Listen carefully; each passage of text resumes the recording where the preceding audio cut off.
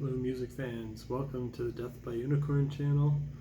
It's an okay place to be if you want some album recommendations in the metal, rock, and prog worlds, and sometimes the occasional cover song or the occasional original song might pop up as well. Today I'm talking about my 10 favorite albums from August 2022, so albums that were released in August 2022, and I'll start with my number 10. And right off the bat, actually, there's going to be a couple kind of pairs of similar albums to start us off here. And this first pair is going to be some instrumental post-metal albums. Then the next pair is going to be some Japanese kind of weird avant-garde metal. And then I'll get into there's going to be a couple prog rock albums. There's going to be a metalcore album, a melodic death metal album, a pop rock album, and then a weird kind of ambient dark Nordic folk album. You might be able to guess what that one is already just from the genre. But yeah, maybe try to guess what they are before I say them. And let me know if I missed any that you think are great that I would enjoy. Number 10. We'll do that again. Long Distance Calling is the name of the band, and the album's called Eraser. It's this instrumental post-metal, and it's very similar to the one that I have at my number 9. It's very solid. Highly recommended if you're into post-metal or if you're into instrumental music. I generally prefer albums with vocals, so these probably won't make my end of year list, but if you're a fan of bands like Cloud Kicker, you'll probably like this. Or it's kind of like Cult of Luna or In the Ocean without vocals. The next album, number 9, is very similar. It is by Russian Circles, and what's this album called? Russian Circles album called Gnosis. I think that's what it's called. I don't know if I'm saying that right. Another instrumental post-metal album. Really great riffs that get you in a trance for fans of the same bands that I just mentioned. Cloud Kicker, Cult of Luna, The Ocean. My number 8 is going to be by the band Psy, and the album's called Shiki, and this is Japanese avant-garde black metal, but it's a very unique blend of influences. We have some black metal on here with the vocals in particular, but there's like twin guitar leads that sound like Iron Maiden. There's some parts with tribal drums, some parts with flutes. If you're a fan of strange Japanese avant-garde metal, like a band like Duran Grey, if I'm saying that properly, you'll probably like this. And speaking of Duran Grey, my number 7 is a band called, I don't even know if I'm going to pronounce this right. It looks like it's the French word petit and then Brabancon. It's P-E-T-I-T space B-R-A-B-A-N-C-O-N, and the album's called Fetish, and this is kind of more progressive metal, pretty avant-garde though, pretty out there. It's the debut album from this Japanese band, and it features the vocalist from Duran Grey, and it's got an odd mix of styles here. Some parts sound like Slipknot, some parts sound like black metal, some are really avant-garde, some are kind of progressive. There's some catchy poppy hooks on here.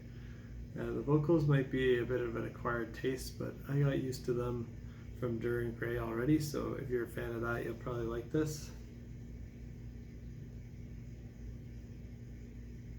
My number 6 of August is from the band Heilung, and it's called Drift. And this is dark, apocalyptic, ethnic Nordic neofolk. It's got some industrial influences. It's very strange stuff. This is what you should listen to if you want everyone around you to wonder what the hell you're listening to, and half the time it sounds like you're at some kind of satanic ritual, and there's chants and there's tribal percussion.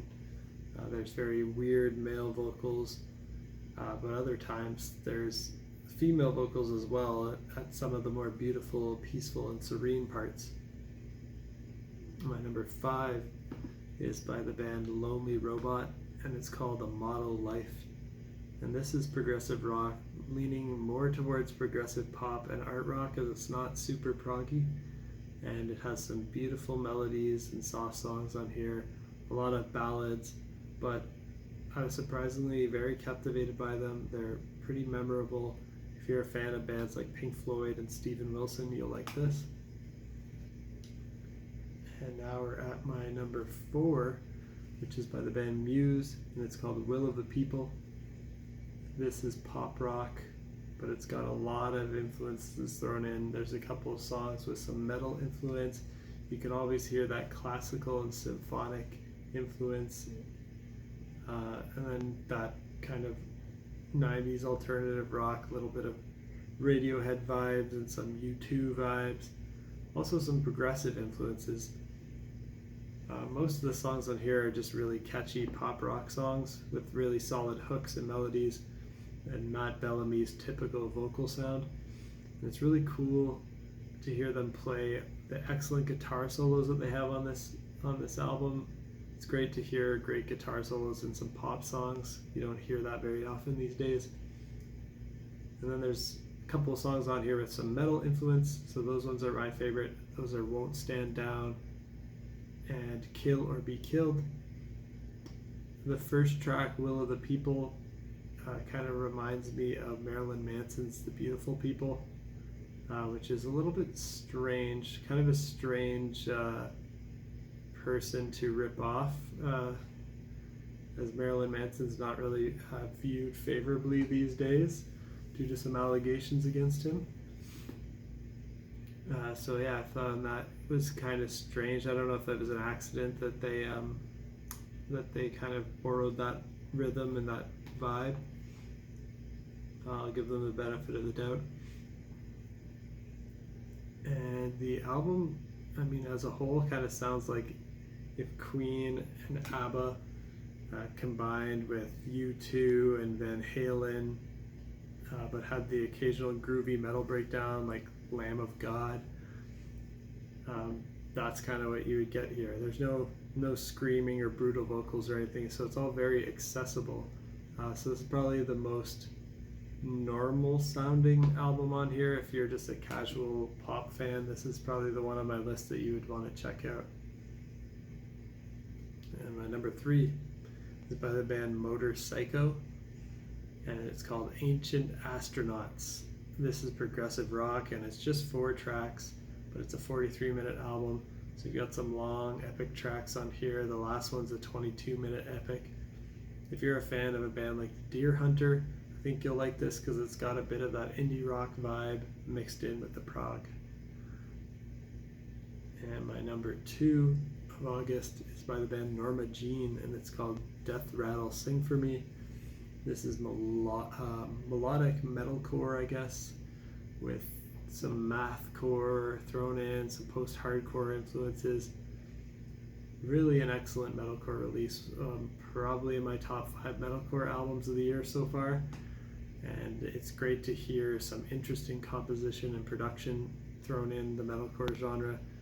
And it's also great to hear a band doing this style without relying too much on the low chugging guitars and gent sounds.